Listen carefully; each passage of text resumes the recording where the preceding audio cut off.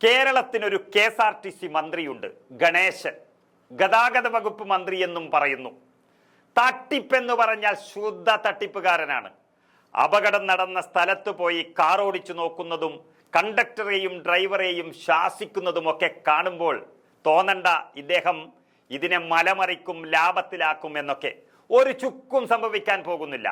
ഈ വകുപ്പ് എന്നല്ല, KSRTC എന്ന് മഹാരഥന്മാർ പടുത്തുയർത്തിയ കമ്പനി തന്നെ ഇദ്ദേഹം പൂട്ടാൻ പോവുകയാണ്. അതിന്റെ അവസാനത്തെ മന്ത്രി പൂങ്കവനായിരിക്കും ഗണേഷ് കുമാർ. ഇത് വെറുതെ പറയുന്നതല്ല, തെളിവു സഹിതം പുറത്തു വന്നിരിക്കുന്നു. ഈ അവധിക്കാലവും ന്യൂ ഇയറും അതുപോലെ ശബരിമല സീസണും ഒക്കെ വന്നു നിൽക്കുന്ന KSRTCയിൽ എന്തെങ്കിലും ലാഭമുണ്ടാക്കാൻ പറ്റുന്ന ഈ സമയത്തെ തട്ടിപ്പ് ജനങ്ങൾ അറിയാതെ പോവുകയാണ്. അവധിക്കാലത്ത് മുഴുവൻ സ്വകാര്യ ബസ്സുകളുടെ തീവട്ടിക്കൊള്ളയാണ് ഇപ്പോൾ കേരളത്തിൽ നടക്കുന്നത്. ഇപ്പോൾ നടന്നുകൊണ്ടിരിക്കുന്നതും അത് തന്നെയാണ്. ക്രിസ്മസ് അവധി കഴിഞ്ഞുവെങ്കിലും ശബരിമല തീർത്ഥാടനവും ഉള്ളതോടെ സ്വകാര്യ ബസ്സുകളുടെ തീവട്ടിക്കൊള്ള നടന്നു വരുന്നു.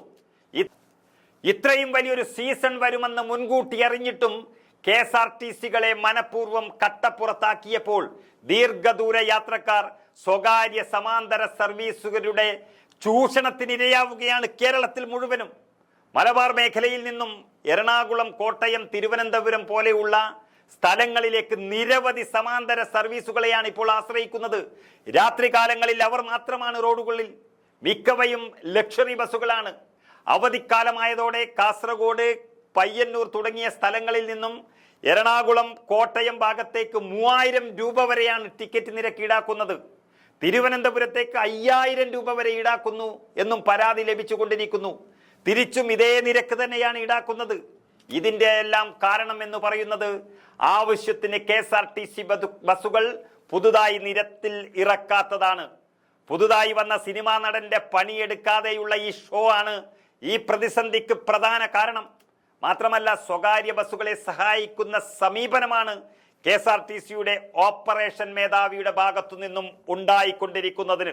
അതിന് കുറെ തെളിവുകളാണ് പുറത്തു വന്നുകൊണ്ടിരിക്കുന്നത്. ഏറെ ജനോപകാരപ്രദമായിരുന്ന പല സർവീസുകളും KSRTC നിർത്തലാക്കിയതോടെ റൂട്ടുകളെല്ലാം സമാന്തരക്കാർ കൈയടക്കി കഴിഞ്ഞു കേരളത്തിൽ. ഓപ്പറേഷൻ മേധാവിയുടെ പ്രത്യേക താല്പര്യമാണ് ഇതിന് പിന്നിലെല്ലാം പ്രവർത്തിച്ചു വരുന്നതും KSRTCക്ക് പകരം സ്വകാര്യക്കാർ ഇവിടെ കൊടികുത്തി വാഴുന്നതും. സ്വകാര്യ കമ്പനികൾക്ക് ലാഭമുണ്ടാക്കി കൊടുത്ത് പൊതുമേഖലാ സ്ഥാപനത്തെ തകർത്തെറിയുകയാണ് ഇവർ ചെയ്യുന്നത്. സർക്കാരിന്റെ ശമ്പളം പറ്റുകയാണ് ഇവർ. ബസ്സുകൾ ഇല്ലാത്തത് കാരണവും ശബരിമല സർവീസുകൾക്ക് ബസ്സുകൾ അയച്ചത് കാരണവും നിരവധി ദീർഘദൂര സർവീസുകളാണ് ഇപ്പോൾ കേരളത്തിൽ റദ്ദ് ചെയ്തിട്ടുള്ളത്.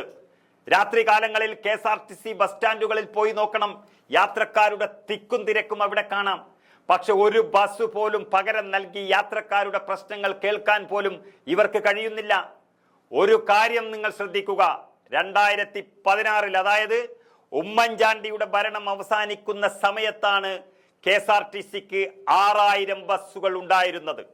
ആ സ്ഥാനത്ത് ഇന്ന് 3500 ബസ്സുകൾ മാത്രമാണുള്ളത്. അതും ഏത് സമയത്തും കാലാവധി കഴിയാൻ നിൽക്കുകയാണ്. അതാകട്ടെ കാലാവധി നീട്ടിക്കൊടുത്തത് കൊണ്ട് മാത്രം നിരത്തിലോടുകയാണിപ്പോൾ. അതും നിന്നാൽ തീർന്നു ഈ പരിപാടി. പിണറായി വിജയൻ ഭരിച്ച കഴിഞ്ഞ 9 വർഷമായിട്ട് KSRTCക്ക് ഒരു പുതിയ ബസ് പോലും നിരത്തിൽ ഇറക്കാനോ വാങ്ങാനോ കഴിഞ്ഞിട്ടില്ല. ഒരു നയാ പൈസ പോലും ബസ് വാങ്ങാൻ ഇറക്കിയിട്ടില്ലാത്ത ഈ കൂട്ടറാണ് 1 കോടി രൂപയുടെ ബസ്സിൽ കേരളം ചുറ്റിയത്.